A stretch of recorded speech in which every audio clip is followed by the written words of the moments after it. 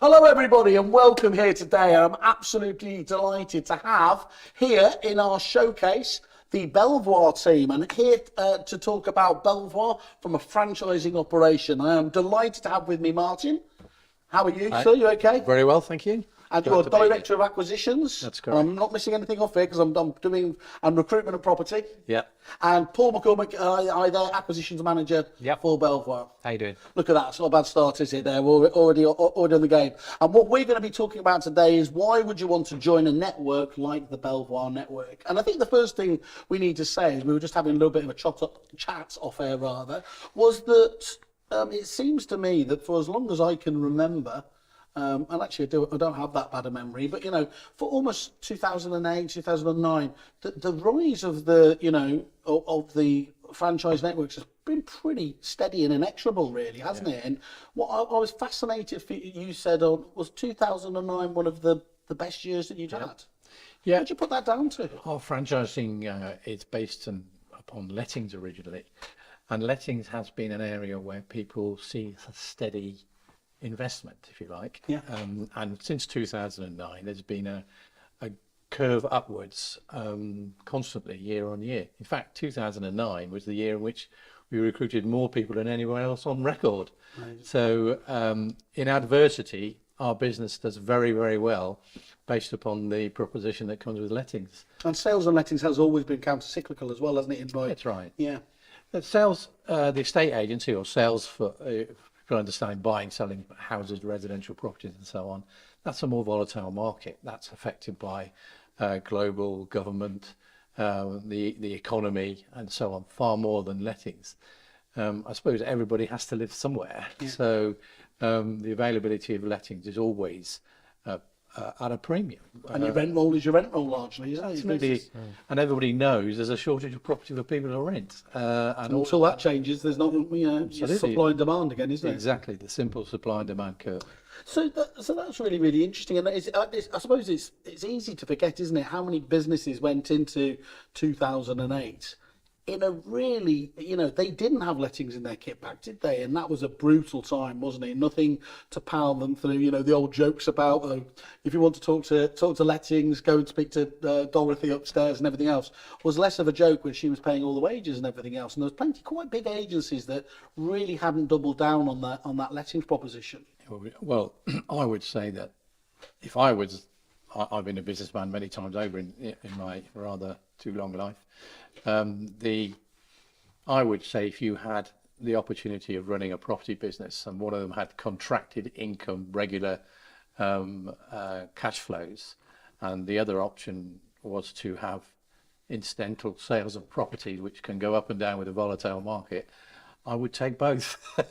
Given the opportunity. So, as we all know, managed lettings anyway, are contracted. They have a period of time which you're going to get an income over, and anybody who's in business will know the value of that kind of format. And you've got some fantastic people in the business, and I'm not saying that, but obviously you got two there. But I've been pleased that over the years to know Phil G. Obviously, he looks after the Northwood arm of your business as well, haven't you? David Newton obviously looks after looks after all the tech and marketing side of things now, haven't you? And obviously, clearly, Dorian's there at the top, who knows the business well better than any, really, doesn't he? In terms of That's right. We've got a great team. Dorian is a legend in the market, really. He's referred to by government, legislators all over the UK who want to know about the sales and lettings market, and he would probably be one of the leading brains in the business. Yeah, it's great. It's great to have that sort of level of talent in there. Okay, so if we were to talk about then, just on that basic level, is the Belvoir proposition, is it available to all agents? Is it right for all agents? Just on a basic level, how would you answer that question? Okay, yeah, the proposition is going to have benefit to any agents out there, and we've got two separate propositions in which we can aid ongoing businesses to become part of the franchise and really benefit from the support that we offer from compliance through to acquisition, in order to grow their current businesses under one of our brands, or for anybody that wants to get in and become a franchisee with us, and buy one of the resale opportunities that we've got. There's a number of benefits that we're happy to talk to anybody about. And you take existing agents as well. You take people who are, I take it people who are wanting to set up in the industry, or you go both sides there. So yeah, absolutely. We look at people that are entrepreneurs that really, are interested in property. A lot of them are already landlords and want to expand that knowledge and become owners of lettings businesses. Or we look at people that have got ongoing estate agency businesses that are stuck for ideas on how to grow them, are perhaps confused with the compliance that's out there and feel like they're on their own and want to be part of a bigger team. Whatever the situation, there's probably some sort of benefit that we can offer to them. Well, we'll get on to the exciting bit about the acquisitions element there, but I think you just made the point that it's really pertinent. It's not hard to see why it is so. Compliance is not slowing, is it, in terms of the level of attention and auditing that's going to be going on there. So you can well imagine that somebody who wants to get on with running a business but actually needs to have the support and everything else, that would be a big tick in the box why they would come to you, isn't it? Yeah, and we speak to agents all the time that have just struggled to keep up with the legislative changes that are going on. And of course, if you listen to what's come out of the government in the last couple of years, there's more and more on the way. Yeah. If you look at what happened in Wales just last year, major changes to legislation there. And for an agent that's, busy running their business on a day-to-day basis, just trying to win business, just trying to keep turnover coming in, they really haven't got the time to often keep up with what's going on out there. Whereas we have a full team that it's their job to keep up with that, keep everybody updated. And I mean, there were some genuinely really scary fines going around. It's not a week that goes round in EAT pie on the negotiator that somebody else is being it, and I think it's realistically that's the tip of the iceberg as well, from what I understand. I saw that this very day in the property industry. I think it was today there was somebody fined for some breach of the legislation or other.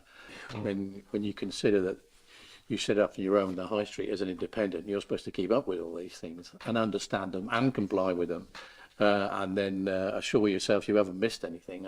That's, I'm sure, how I would be if I was on the high street.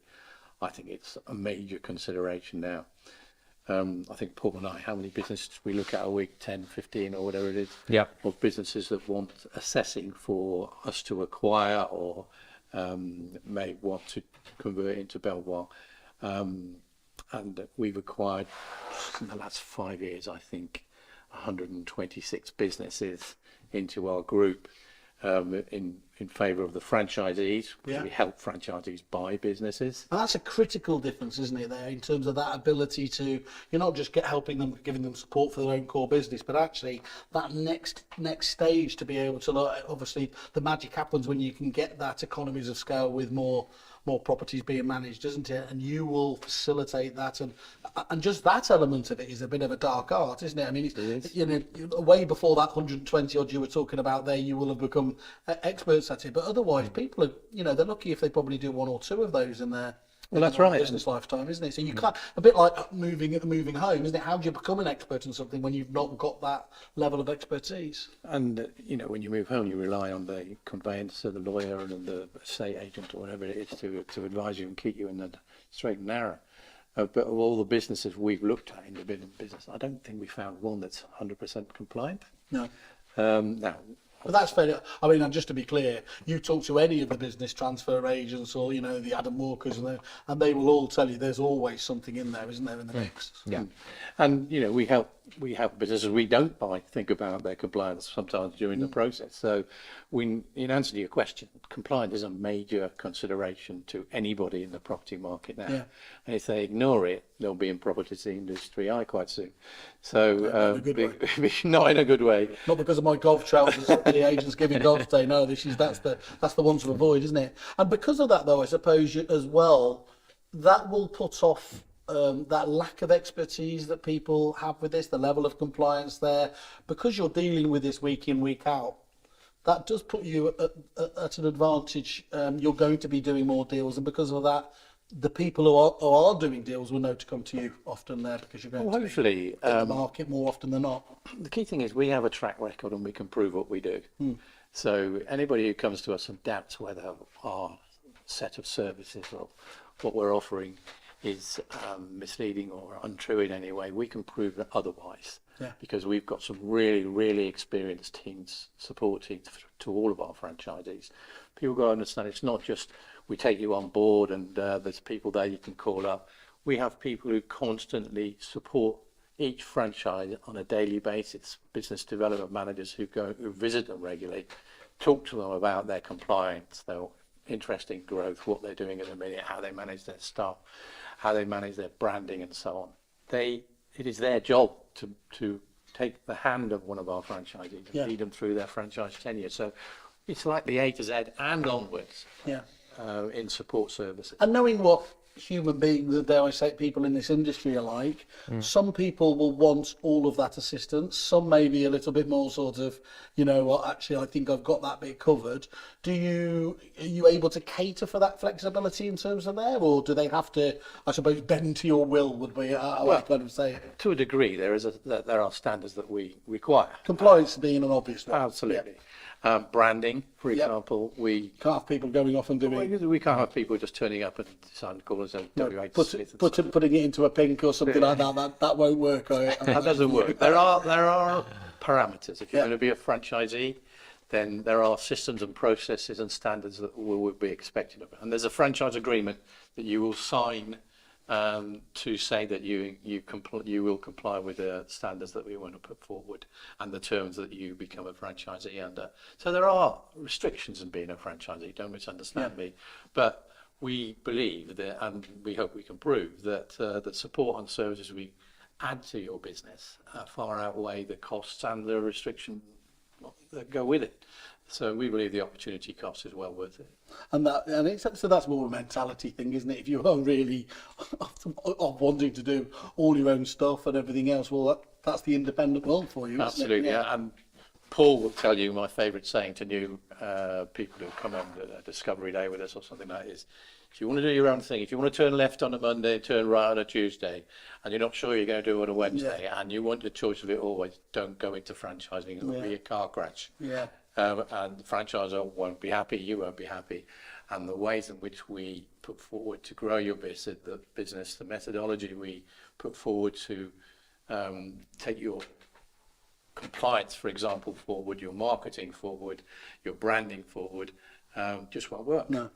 And marketing brands, you just mentioned that there, that's another really important component of the support, isn't it? In terms of, you know, you've got a really, really strong brand out there. That is, we've met your team of marketing specialists. So again, they're always thinking of ways of promoting the individual brands that are out there as well in the marketplace, aren't they? Yeah. And a lot more through social media than we did in previous years, because obviously that's become a huge part of what we do. And the way the world works, you know, a lot of things are shared through those platforms now. And you know, the marketing team have taken that on board. They do extra sort of managed marketing for franchisees. You know, they can take over people's social platforms and really sort of drive messages out there in their marketplaces. Literally go the full gamut if they want to. Yeah. So we're not going to see a sale by TikTok anytime soon, though. Not yet, anyway. So maybe in the prop tech world, we might see that happen a little bit more. Okay, so the support element is clearly massively important there. Can we just tap into that really exciting bit again? Because that element of, if you want to come on board and ultimately everyone's looking at an exit, and I suppose wonderfully for your franchisees, there are so many people who are reaching that stage where they're looking to exit, and there aren't so many options out there, are there really? So for them to come to you guys, and you obviously working those business transfer contacts, means that you've got the ability to place, you know, a potential rent roll with one of your franchisees and kind of, well, increase what they would have done organically by a factor of years. Is that right? I mean, do you have those kind of case studies in the business where that kind of happens? Or Absolutely. Part of my and Paul's role is to help people resell their franchises. We have a whole department dedicated to understanding what their franchise does at the moment, what their key features and benefits are, put them onto our website, for example, on our franchising, Belvoir Group franchising website, and offering it to the market for sale. We also have several platforms which we help them with as well. And we also advise them on preparing their business for sale, because sometimes you've got to be in a properly prepared state, because when the buyer comes along, he's going to expect certain information in a certain format. Yeah. And, you know, we need to talk to people sometimes, don't we, Paul? Yeah. Yeah, and and people always underestimate, don't they, both the level of detail you need to go to and the time that it takes to do that. So I know, again, talking to some of those business, you know, they start talking about 18 months or something out like that. It's not unusual to really start. And once you've got it there, it's good business acumen anyway, isn't it? Because that gives you the period to tweak some of the key metrics as well to really get it into the best possible state. Absolutely. We buy businesses, and as I said to you, independent businesses on the market, and quite often they're not prepared for sale. You know, so we know the experience of what people would like to see, what buyers would like to see, what accountants would like to see, what funders would like to see, what lawyers would like to see, and our whole resale process caters for all of those things. We'll prepare the heads of terms for them, for example, in a format that can be passed on to a lawyer to minimise legal costs. Paul, we have all sorts of steps in our process, milestones that people need to adhere to sell their business. And it's Paul's job to see them through that process.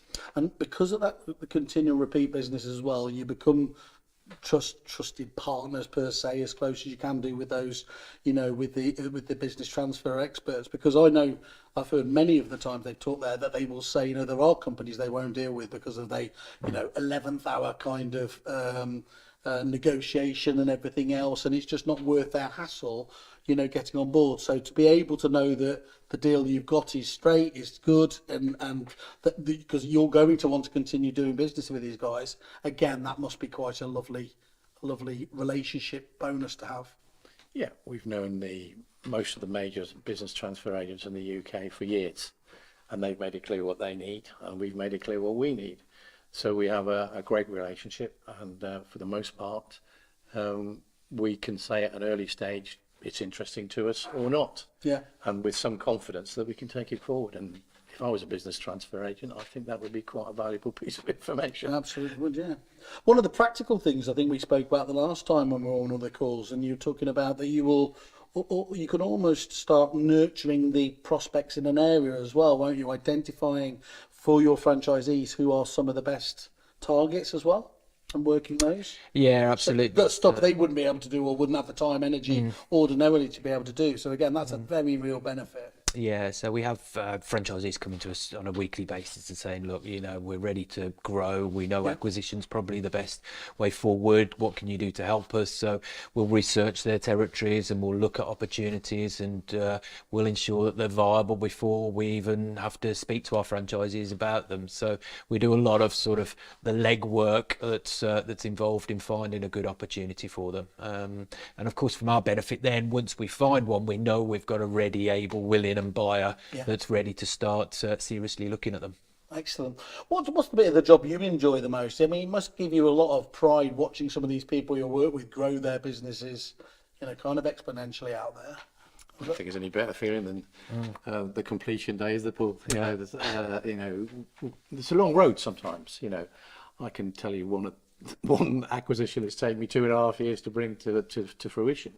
That's unusual, but sort of 3 to 6 months would be a fair timeline.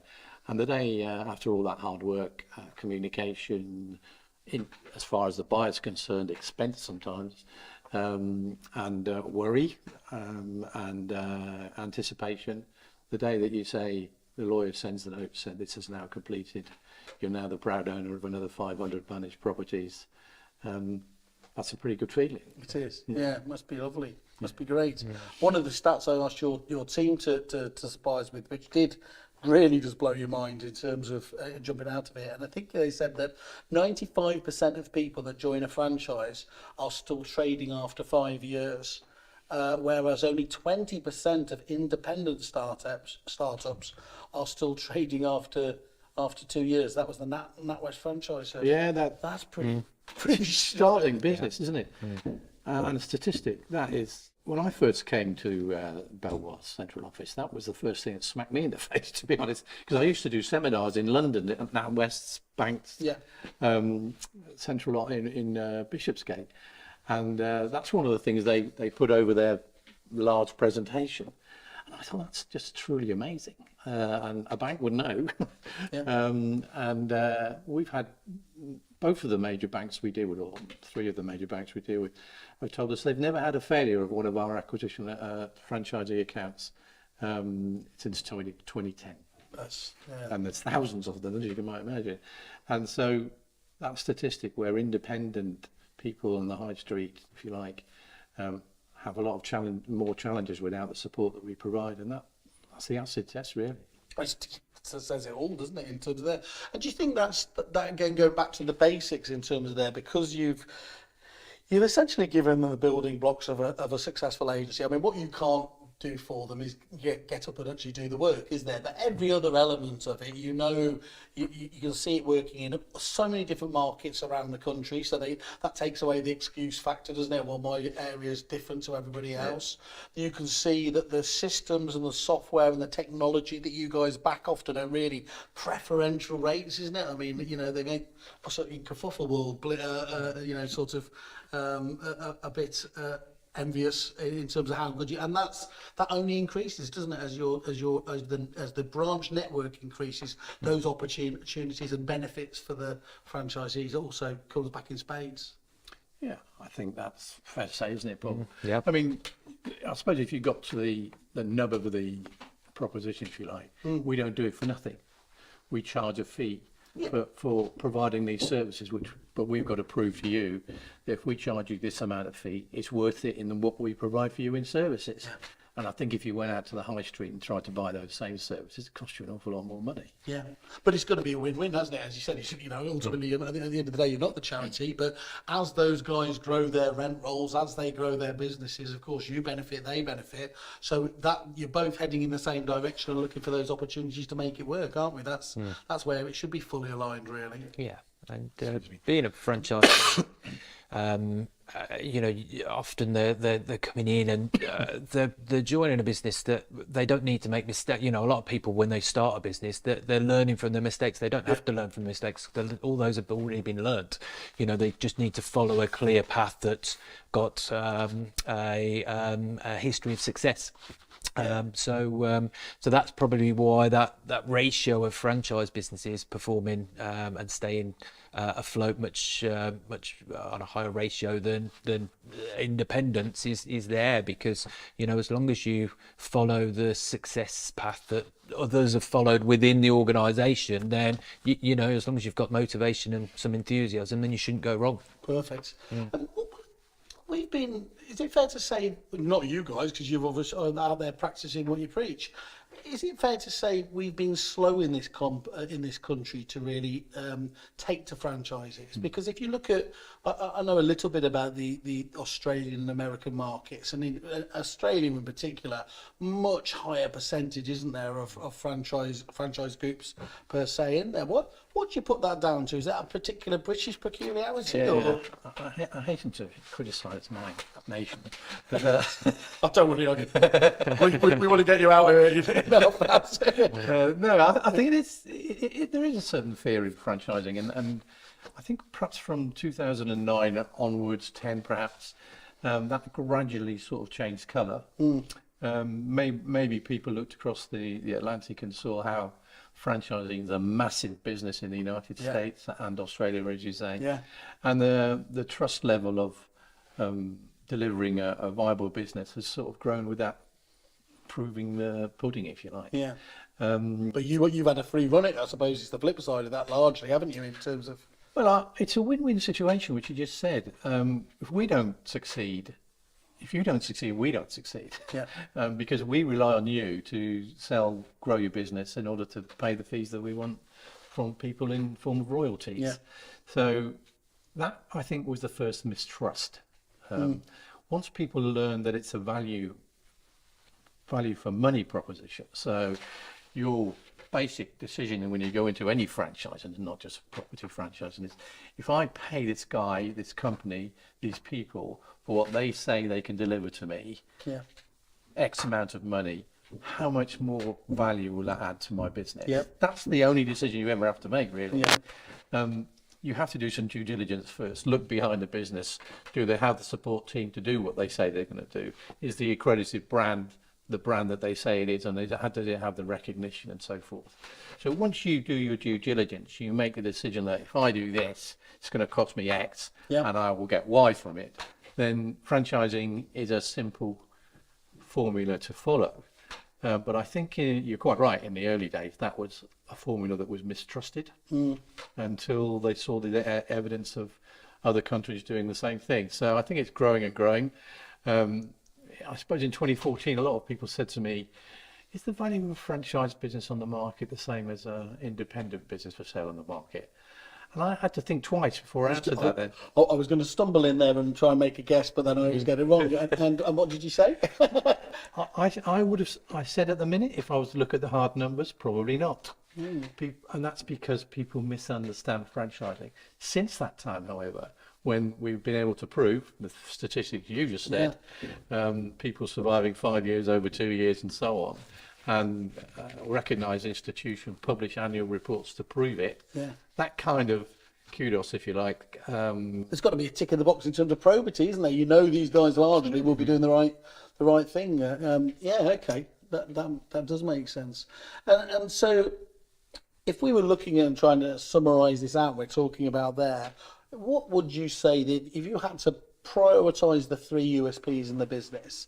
Clearly, that ability to help grow their business from your, let's be honest, you two are quite biased on this side of things with that, and obviously, and rightly so, because that's where all the excitement happens. So that's anywhere. What else would it be? Would it be the support with the other business units within the business as well? Yeah, there's three tenets, isn't there? There's first off, there's the brand and the recognition. Yep.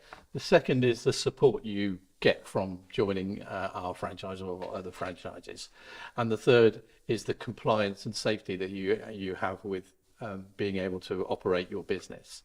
So, if you have the confidence of those 3 items and you decide that you're going to go into the property world in this case, then I think you probably put them at the top of your priority, so to speak, because if you can't be sure that the services you've got can help you comply with what is required, meet the market you want to do, and they can then grow going forward with confidence and understanding, then you're probably going to be fairly much without a pattern until you've got a stiff learning curve. Yeah. Now, I'm not saying there aren't independent businesses out there who've been launched and are very, very successful. And I admire the independent owners who have done that, but they'll tell you it's been a steep slog. They've got that look in their eyes that you could show they've been through it. But many of them sell to us because they're exhausted. But I hats off to those people that do that, because it's not easy in this market. It's fascinating, isn't it, really? You've seen the online agents come in and they went for they probably thought quite clever, let's have a pop at traditional agency, and they the e-moves or whatever else it was, the death, and there's never been that kind of that competition between the franchises there. You are all largely in the same boat, aren't you? Still doing the right stuff, the same values, I suppose, there. You've just chosen a slightly different model to achieve that. Yeah. Yeah, okay. I've got a little bit of a surprise. This is where normally people go running at this stage. So just, but it did come out of the hat just yesterday. We did our first the Kerfuffle Awards for 2022. And for anyone noticing, we are, just to place it, we are in March, so it did take me a while to put together the results, but then people know I'm not a detail person. And I'm really, really pleased to tell you that you guys, actually, let us go in reverse order. So second was Mr. and Mrs. Clark, who of course is your sister organisation on that side of things. But in first place, Belvoir for franchising. Wow, excellent. Good news. Wow. Now, as in your normal Simon Well fashion, I don't have a couple or anything like that for you, so it's a completely other thing. But look, the important thing about this is we're the only people that give away awards based on the reviews that are given day in, day out across the 365 days of the year, and also from the dashboards that we have where agents, and so in this case it'll be your franchisees, are saying, you know, how they feel about existing supplier stroke partners. Of course, you really are. So I think, you know, congratulations. You know, ultimately it's delivering in terms of what you're, you know, it's always nice when what we've been talking about is clearly being delivered in spades. Well, you know, seeing the conversation we just had and hearing that news is kind of very gratifying, and it's proof, if you like, that what we do is appreciated and they're not disappointed in what we provide for them. So that's really, really good news. Thank you. Good stuff. No worries at all. We'll get your bauble whenever we get around to actually doing it. And just on that, I mean, it's an interesting one, isn't it? Because Mr. and Mrs. Clark, as we said, they were kind of brought in for that different part of the market, the more individualistic, I suppose. Would you say it's a bit like more the American or Australian model, isn't it? The brokerage model. So that fits perfectly into your organisation, so that whatever anybody wants, which way they want to go down, you can say, actually, in this case, you've got Belvoir on this side of traditional business units, and on that side we've got Mr. and Mrs. Clark. Absolutely, and we knew by inquiries that we've had, historic information and data, that people do ask for that kind of opportunity. So it was incumbent on us to find something that could do that. And we acquired Mr. and Mrs. Clark for that very reason, so that anybody who wants to come into our property franchise has all the options on the table they might be interested in following.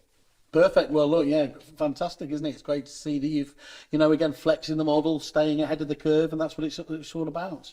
Guys, thanks very much. For people that want to know more, of course, guys, go to, as usual, go to Belvoir on kerfuffle.com, see further information there. There's a contact us, or it's okay to give your emails out, I believe, Jets in there. Please you can go to martin.bunny, B-U-N-N-E-Y, at belvoirgroup.com, or paul.mccormack at belvoirgroup.com, and drop the guys. And suppose, can we just finish off with that one then? What's the process? Do they literally just say, look, I'm interested, and then you jump on a call with them and you kind of discuss where they're at? It's pretty much that simple, Paul, yeah? Yeah, all confidential. So, you know, we can have an informal conversation, see where the land lies, and move forward from there. And when these things progress at pace, what are you looking at? Does it normally take place over a series of months? Is it weeks? What's the timescales for becoming part of Belvoir once somebody wants to make the decision? The time frame is different because depending on where they are in the journey. Some people will come with an inquiry like to see, and other people will be, you know, ready and willing to go from there. So everybody's experience is slightly different. Yeah, it's the classic. I always ask that question: how long's a piece of string? And then realise I regret it afterwards. But it obviously makes perfect sense. Gents, fantastic. Learned a lot more about it today. Thank you for spending the time, and catch up soon. Thank you. Thank you. Thank you. Cheers.